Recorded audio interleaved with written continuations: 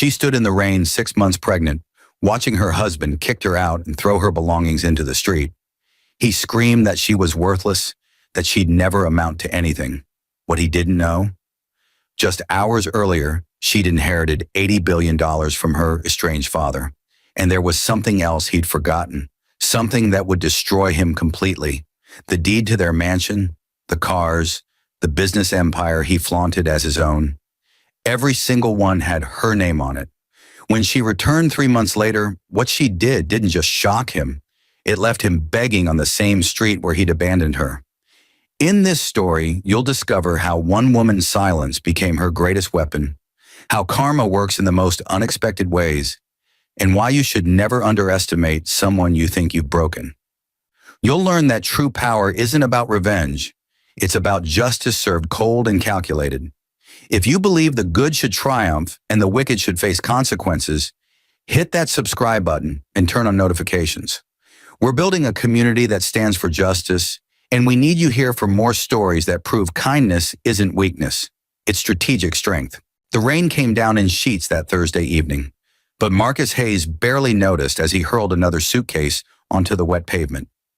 Inside that suitcase were the remnants of Isabella's life, the life he'd decided she no longer deserved to live under his roof.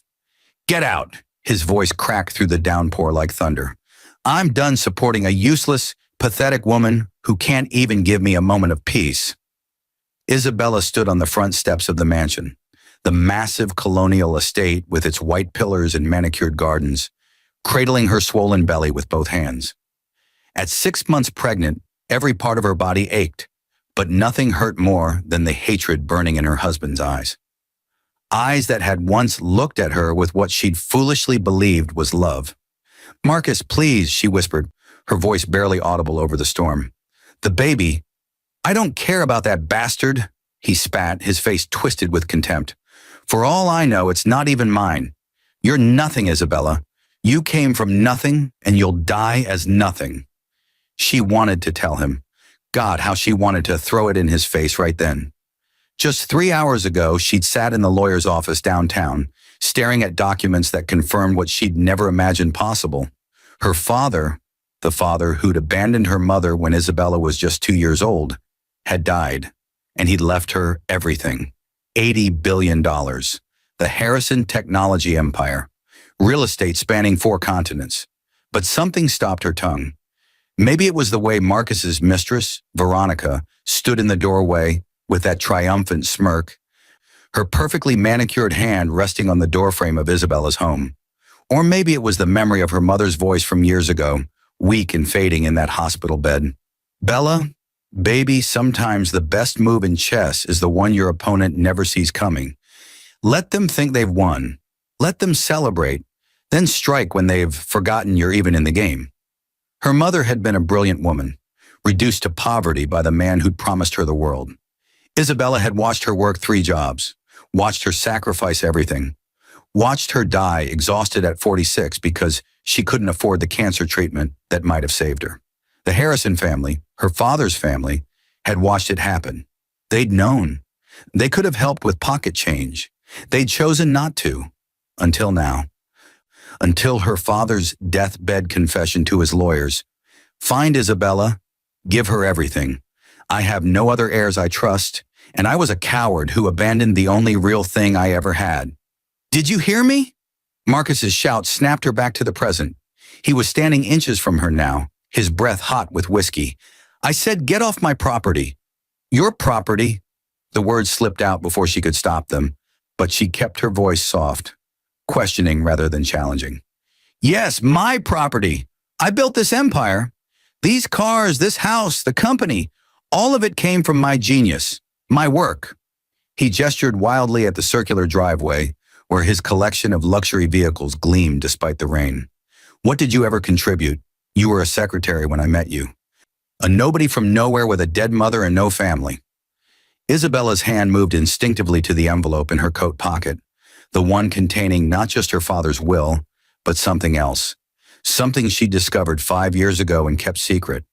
Property deeds, business registrations, corporate filings, all bearing one name, Isabella Marie Harrison. She'd found them by accident, really, when organizing documents for Marcus's accountant. He'd been so drunk that night, celebrating what he called his brilliant strategy, that he'd forgotten to lock his safe. She'd seen her own signature, forged repeatedly, transferring ownership of assets she didn't remember acquiring. But then she dug deeper, contacted a lawyer discreetly, and discovered the truth. 7 years ago, when they'd married, Marcus's business was drowning in debt from bad investments and fraud allegations. His family had one condition for bailing him out: marry Isabella Harrison, the estranged heir they'd been tracking for years, and put everything in her name to protect the assets from Marcus's creditors and legal troubles. They'd planned to control her, use her name as a shield, then divorce her once the legal storms passed. But they'd underestimated her silence, her patience, her mother's lessons about chess. "You're right," Isabella said quietly, picking up one small bag. "I am nobody." Marcus's face split into a cruel grin. "Finally, some sense. Now get out before I call the police." Veronica laughed from the doorway, a high, mocking sound. "Don't let the gate hit you on the way out, sweetheart." Isabella walked down the driveway, each step measured and careful, despite the rain soaking through her thin coat. She didn't look back at the mansion, didn't give them the satisfaction. Behind her, she heard the massive front door slam shut, heard the locks engage with metallic finality. At the gate, she paused and pulled out her phone. The screen glowed in the darkness as she scrolled through her contacts and found the name she needed. Graves and Associates, estate attorneys. She hit dial. "Mr. Graves, it's Isabella Harrison. Yes, I know it's late. I need you to do exactly what we discussed. Every single asset. I want it done by Monday morning." She paused, listening, her hands steady on her belly despite the cold seeping into her bones. "Yes, I'm certain. It's time he learned whose name was really on everything. And Mr. Graves, I need you to contact my father's estate lawyers as well. I'm ready to claim the Harrison inheritance. All 80 billion. I think it's time the world knew exactly who I am." She ended the call and looked back at the mansion one final time.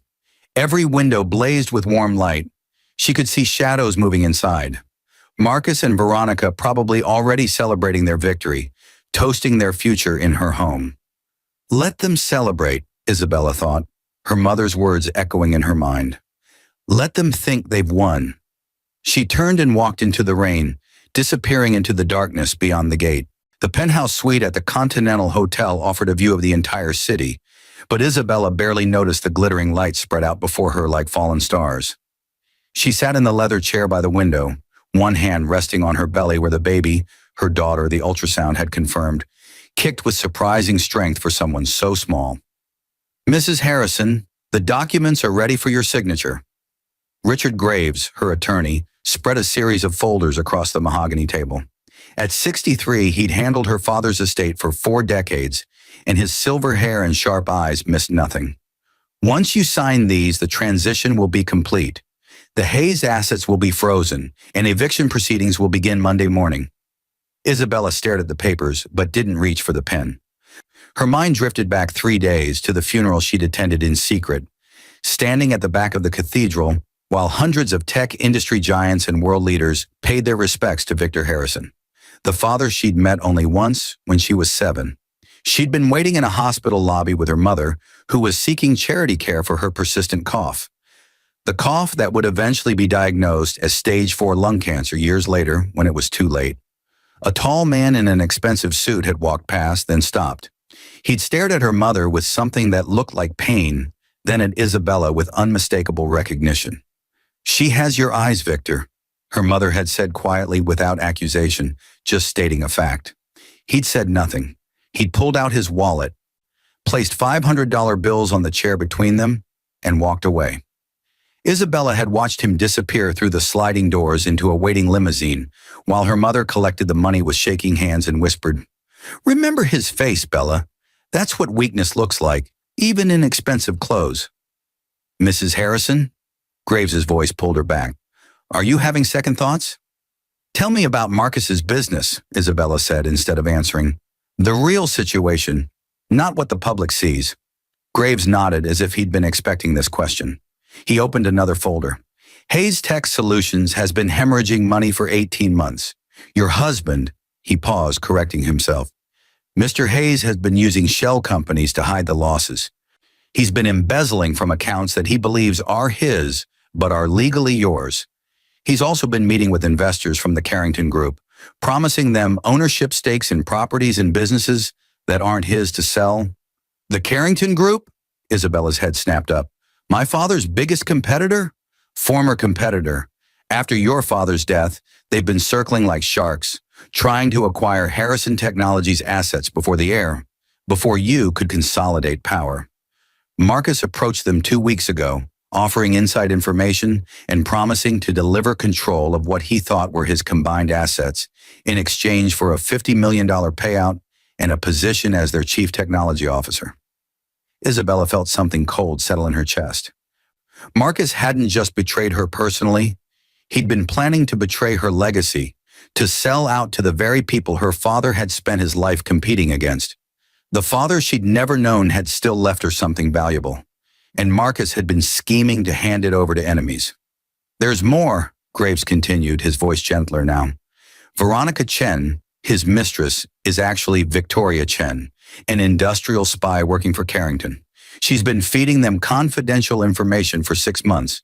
The affair was never about love. It was a honey trap, and your husband walked right into it.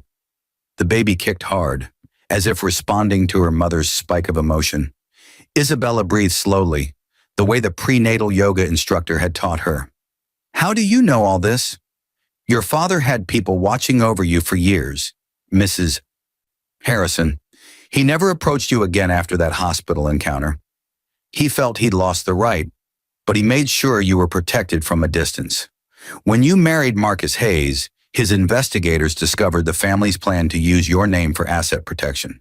Your father wanted to intervene, but his lawyers advised that you were an adult making your own choices. He respected that.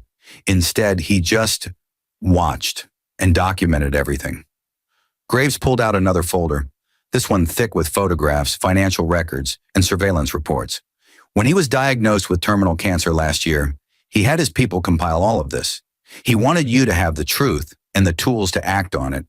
He knew Marcus would eventually show his true colors. He just didn't expect, Graves gestured toward her belly, that there would be a child involved.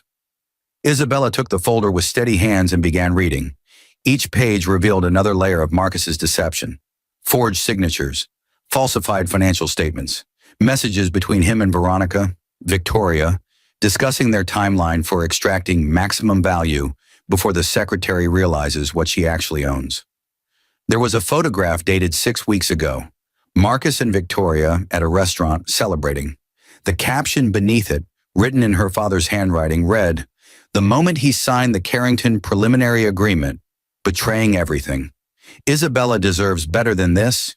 She deserves the truth and the power to act on it." My father wrote this? Isabella's voice cracked slightly. In the final weeks, yes. He couldn't speak to you in life, but he wanted to give you this gift in death. Not just wealth, but justice, and perhaps an apology written in action rather than words. Isabella closed the folder and finally picked up the pen. But before signing, she looked at Graves directly. I want to change the plan. The attorney raised an eyebrow. How so? Freezing the assets and starting eviction, that's not enough. I want Marcus to experience exactly what he put me through. I want him to feel powerless, abandoned, and broken. She paused, her hand moving to her belly again. But more than that, I want the truth to destroy him. I want the Carrington Group to know he was selling them assets he never owned. I want Veronica, Victoria, to know her spy mission was based on false information. I want everyone who watched him humiliate me to see exactly who he really is. Graves smiled slowly, the expression of a shark spotting blood in the water. I was hoping you'd say something like that. Your father had a contingency plan for this exact approach. He called it Operation Checkmate. He pulled out yet another folder, this one marked with Victor Harrison's personal seal. He knew his daughter would be more like him than either of you realized. Strategic, patient, thorough. As Graves outlined the plan, Isabella felt something shift inside her. Not the baby, but something deeper. For the first time since her mother's death, she didn't feel alone. Her father might have been a coward who abandoned them, but he'd spent his final year trying to give her the tools to never be vulnerable again. It wasn't redemption, but it was something. She signed the documents one by one. Her signature, Isabella Marie Harrison, bold and clear on each page. "When do we begin?" she asked. "The pieces are already moving," Graves replied.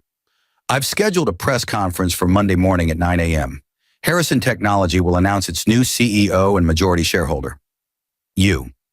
By 9:30, the courts will receive the eviction notices and asset freeze orders for Marcus Hayes. By 10 a.m., the Carrington Group will receive documentation proving that Marcus Hayes never owned the assets he promised them, along with evidence that their corporate spy fed them false information for 6 months. By noon, Marcus will understand what it means to lose everything," Isabella finished quietly. "And unlike what he did to me, he'll have no one to blame but himself."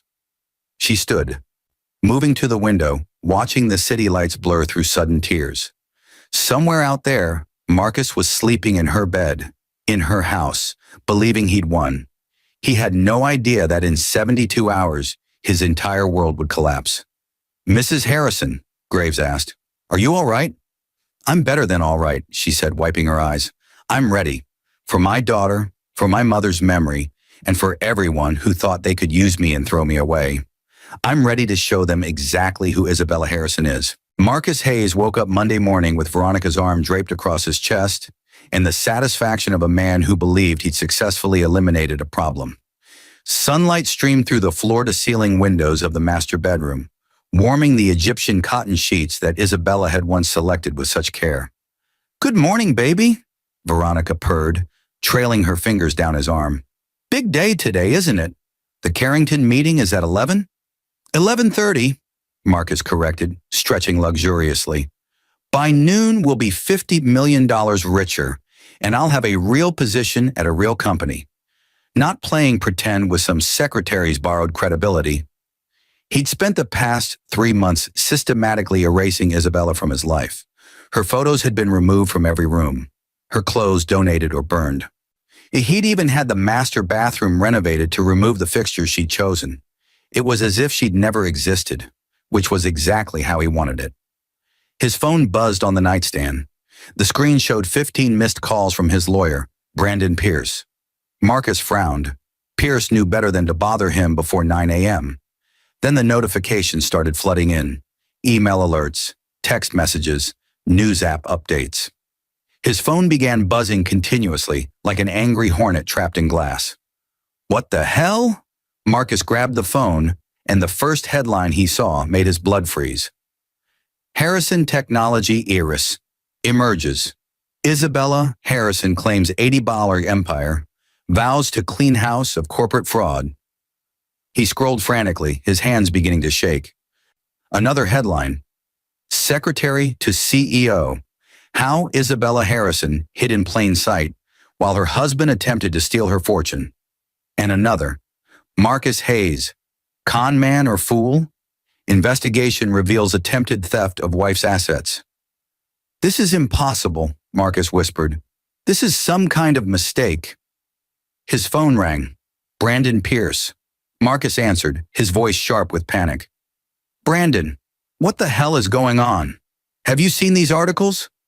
"Marcus, where are you right now?" Pierce's voice was tight, professional, but Marcus detected something underneath. Fear. "Are you still at the Oakmont estate?" "Of course I'm at my house. Why?" "It's not your house, Marcus. It never was. I've been trying to reach you since 6 a.m. The property records I filed 3 years ago, they were all in Isabella's name. The cars, the business accounts, the investment portfolios, everything. I thought you knew. I thought that was the strategy your family lawyers had arranged." Marcus felt the room tilt. "That's insane. My family set up those accounts. I built that company. You built it using her credit, her name, and her legal identity as a shield when you were drowning in debt from the TechVision fraud case. Remember that? When you promised investors returns you knew you couldn't deliver?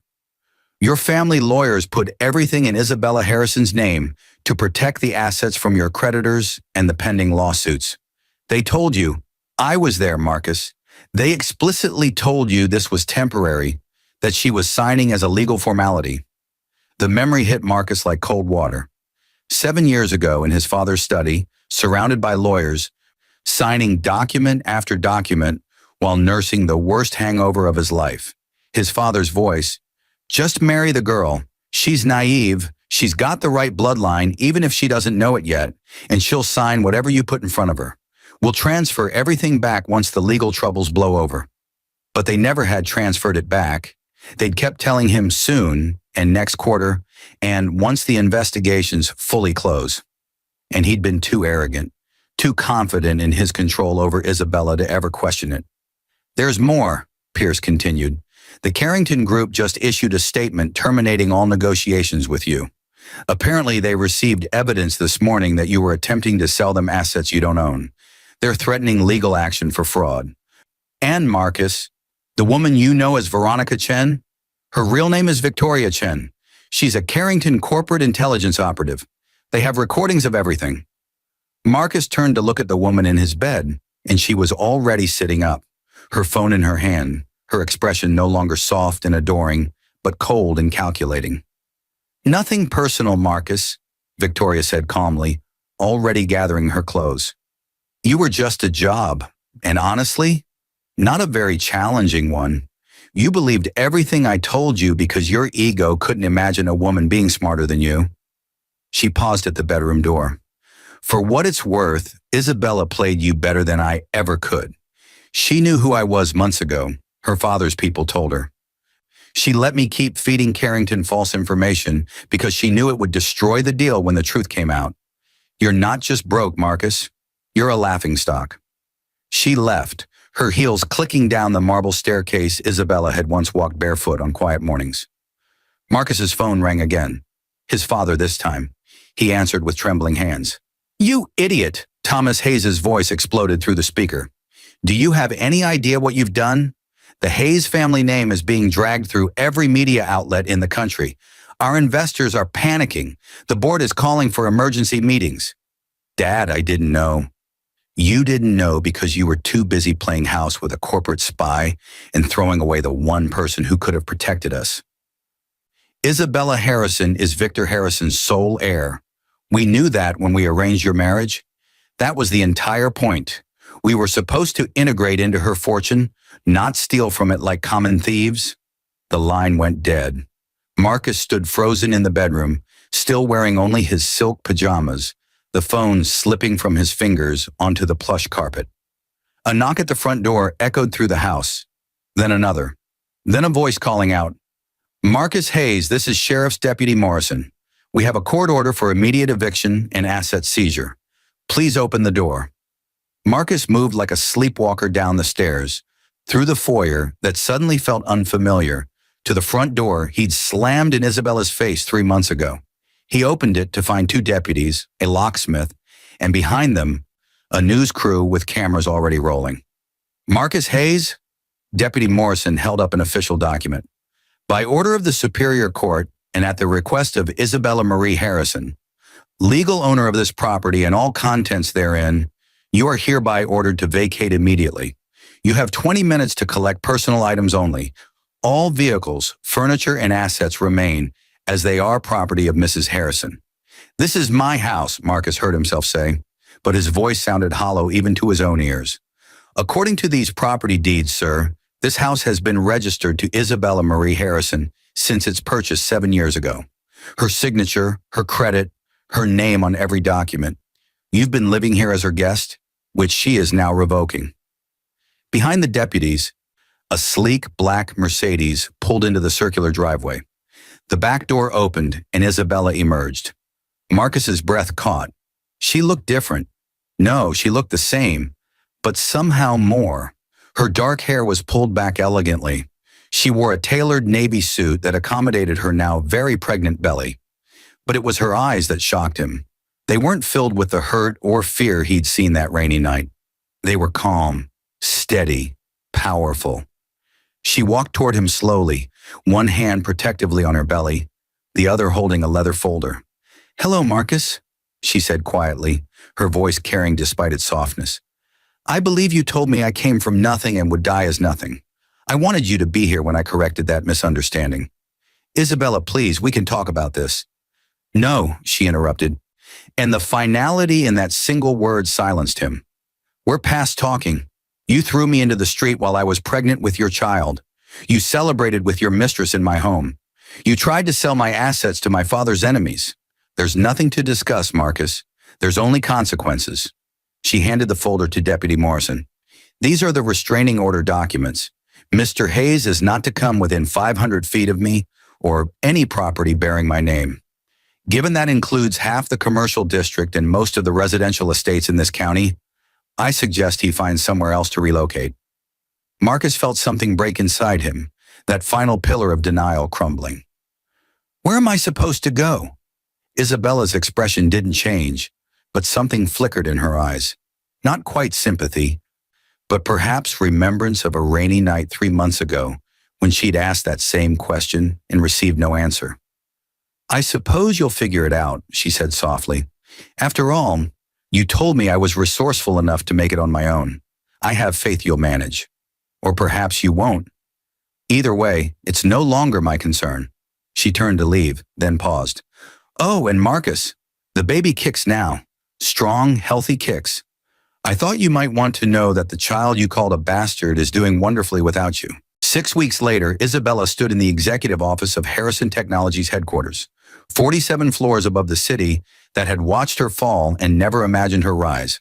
The office had been her father's, Victor Harrison's sanctuary of glass, steel, and carefully curated modern art. Now it was hers. She'd changed some things.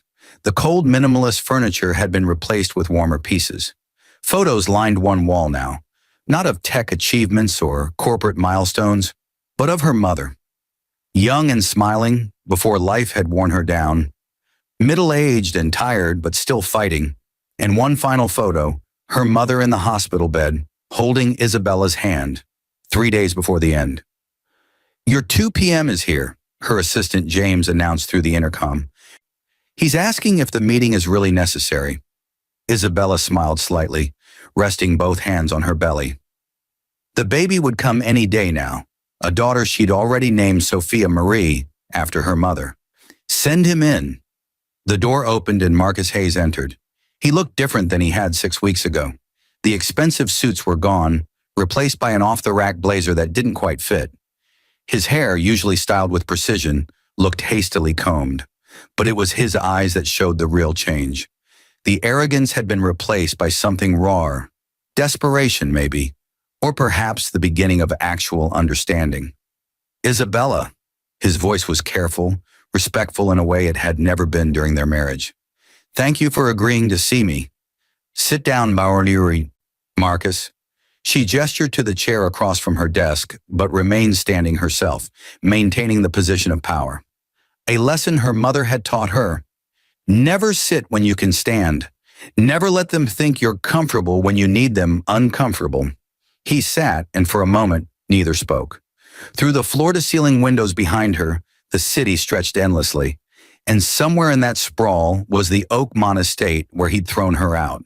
She'd sold it last week. Couldn't bear to live in a place with those memories, even as the victor. The new owner was a women's shelter organization. She'd sold it to them for $1 with the stipulation that it housed pregnant women escaping domestic situations. I've been living in my brother's garage, Marcus said finally, breaking the silence. My family won't take my calls.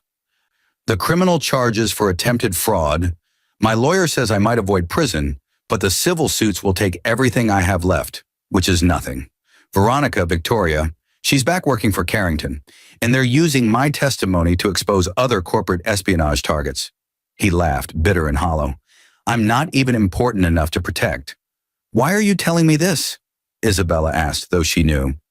Graves had sent her weekly reports on Marcus's spiral. She'd watched every step of his fall from her position of height. Because I need to understand. Marcus looked up at her, and she saw something she'd never seen before. Genuine confusion, not the angry bewilderment of entitlement denied, but actual incomprehension. That night when I threw you out, why didn't you tell me? About your father? About the inheritance? About the fact that everything was already in your name? You could have destroyed me right then with a few words. Isabella moved to the window, looking out at the city. She was quiet for so long that Marcus shifted uncomfortably in his chair. Do you remember the first time we met? She asked finally, not looking at him. I was working as a secretary at Brennan and Associates. You came in for a meeting with your father. I spilled coffee on your shoe. I remember, Marcus said quietly. You apologized 17 times. You laughed it off, told me everyone makes mistakes, insisted on buying me lunch to prove there were no hard feelings. That whole first year you were kind, thoughtful. You remembered my mother was sick. You sent flowers to her hospital room. You held my hand at her funeral and told me I'd never be alone again. Her voice wavered slightly. I loved you, Marcus, truly, completely. The kind of love that makes you stupid and blind. She turned to face him now. When did that man die? When did you become the person who could throw a pregnant woman into the street? Because I need to know, was he ever real, or was I just another Mark from the beginning? Marcus opened his mouth, closed it, then dropped his head into his hands. When he looked up, his eyes were red. I don't know. I think I loved you at first, but then my business started failing. The fraud investigation started. My father kept telling me I was weak, that I'd ruined everything, that I needed to be harder, smarter, more ruthless. Somewhere in trying to prove I wasn't a failure, I became... He stopped, unable to finish. A monster, Isabella completed softly. You became a monster, Marcus. And I didn't tell you that night because my mother taught me something important. When someone shows you who they really are, believe them. You showed me. And I realized that the man I loved had died, if he'd ever existed at all. What was left was just cruelty wearing his face. She moved back to her desk and picked up an envelope. I asked you here for a reason. I've made some decisions about how to handle your situation. Marcus's face flickered with hope. Pathetic, desperate hope. Isabella, if there's any chance... I'm not giving you money, she interrupted firmly. I'm not saving you from the consequences of your actions. But I am doing two things. She held up the envelope. First, I've established a trust fund for our daughter. When she turns 18, she'll receive access to $50 million. Not from you, from me. But she'll also receive a full accounting of what you did, who you were, and the choices you made. She'll decide then if she wants any relationship with you. Marcus's face crumbled. You'd let her hate me? I'd let her know the truth and make her own choices, something neither of us was allowed to do with our fathers. Isabella's hand moved to her belly, where Sophia was kicking. Strong, persistent kicks. Second, I'm not pursuing the criminal charges against you. The civil suits from Carrington and your investors will proceed, but I'm instructing my lawyers to withdraw my personal complaint. Why? Marcus looked genuinely shocked. Because my daughter will ask me someday what I did when I had all the power and you had none. And I want to tell her that I chose justice, not revenge. You'll face consequences for your fraud, your betrayal, your corporate espionage, but you won't go to prison on my testimony, and you won't be destroyed by my hand. She paused, her voice hardening. Not because you deserve mercy, Marcus, but because I deserve to be better than what you tried to make me. She pressed a button on her desk. James will escort you out. Don't contact me again.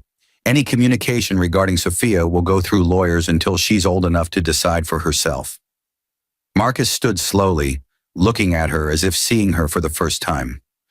I don't know if this means anything now, but I am sorry. For all of it. You deserved so much better. Yes, Isabella agreed simply. I did. And now I've given it to myself. He walked to the door, then turned back one final time. What you've built here, what you've become, your father would be proud. My mother would be proud, Isabella corrected, her voice firm. My father was a coward who abandoned us when things got hard. He left me money and power, but my mother gave me something worth infinitely more. She taught me that survival is an art form, that patience is a weapon, and that grace under pressure is the ultimate victory. Everything I am, everything I've done, is because of her, not him. Marcus nodded slowly, understanding the distinction, and left without another word. Alone in the office, Isabella sank into her chair exhaustion finally catching up with her. Her phone buzzed, a text from her doctor. Remember, I want to see you if contractions start. You're full term now. She smiled, placing both hands on her belly. Hear that, Sophia? You can come any time now. Your mom is ready. We have a penthouse overlooking the park, a trust fund that would make royalty jealous, and a whole empire to explore when you're older. But more importantly, you have a mother who will never let anyone make you feel worthless, who will teach you that power without compassion is tyranny, but compassion without strength is vulnerability. The baby kicked hard, as if in agreement. Isabella stood and walked to the window one final time, looking out at the city where, just 6 months ago, she'd stood in the rain with nothing but pain and a secret. The city where Marcus Hayes had believed he'd broken her, where Victoria Chen had underestimated her, where even her own father's family had thought she'd be easy to control. They'd all forgotten the fundamental truth that her mother had known. The most dangerous opponent isn't the one who threatens loudly, but the one who watches quietly, learns everything, and strikes only when victory is certain. Her phone rang. Richard Graves. She answered. Tell me it's done. The last of the restructuring is complete, Graves confirmed. Harrison Technology is officially merged with your maternal grandmother's trust, the one you discovered last month. Turns out your mother's family wasn't as poor as everyone believed. They'd been hiding assets from your father for decades. Combined with Victor's empire, you're now controlling approximately $127 billion in assets. You're the youngest female CEO of a Fortune 100 company and the wealthiest woman under 30 in the world. And the charitable foundation? The Isabella Marie Foundation, named after your mother, is fully funded. $1 billion dedicated to helping women escape domestic violence, supporting single mothers, and providing free cancer treatment to those who can't afford it. Everything your mother needed and never received. Isabella felt tears slip down her cheeks, but they weren't tears of sadness. She would have loved that. She would have loved what you've become, Graves said softly. I didn't know your mother, but I knew your father, and I can tell you with certainty, you're better than he ever was. You have his intelligence and resources, but you have something he lacked, the courage to be kind when you have the power to be cruel. After hanging up, Isabella returned to her mother's photos on the wall. She pressed her fingers to the glass covering the final image, her mother's tired but still smiling face. I did it, Mom, she whispered. I played the long game, just like you taught me. I let them think they'd won, and then I won everything. Not through cruelty or revenge, but through patience and truth. And I'm raising your granddaughter to be even stronger than both of us. The sun was setting over the city, painting the sky in shades of gold and crimson. Somewhere out there, Marcus Hayes was learning what it meant to live without the protection of unearned privilege. Victoria Chen was explaining to her employers how she'd been outplayed by the woman she dismissed as a naive secretary. The Hayes family was watching their empire crumble, built as it had been on fraud and the exploitation of a woman they'd underestimated. And here, 47 floors above it all, Isabella Harrison stood as living proof that the greatest revenge isn't destruction. It's building something so magnificent from the ashes that everyone who doubted you has no choice but to watch you shine. Her daughter kicked again, stronger this time, and Isabella laughed through her tears. Let's go home, Sophia, she said, gathering her things. Tomorrow we change the world. Tonight we rest. We've earned it. She walked out of the office, her head high, her hand on her belly, every step a testament to her mother's legacy. That true power isn't given or taken, it's earned through grace, patience, and the unshakable belief that you deserve better than what others tried to give you. The elevator doors closed behind her, and Isabella Harrison disappeared into the evening, no longer the woman who'd been thrown into the rain, but the woman who'd turned that storm into an empire. This story is a testament to everyone who has ever been underestimated, overlooked, or discarded. Sometimes the best revenge is simply becoming so successful that your absence becomes their punishment. If this story resonated with you, remember, your value isn't determined by how others treat you. It's determined by how you treat yourself when you finally have the power to choose.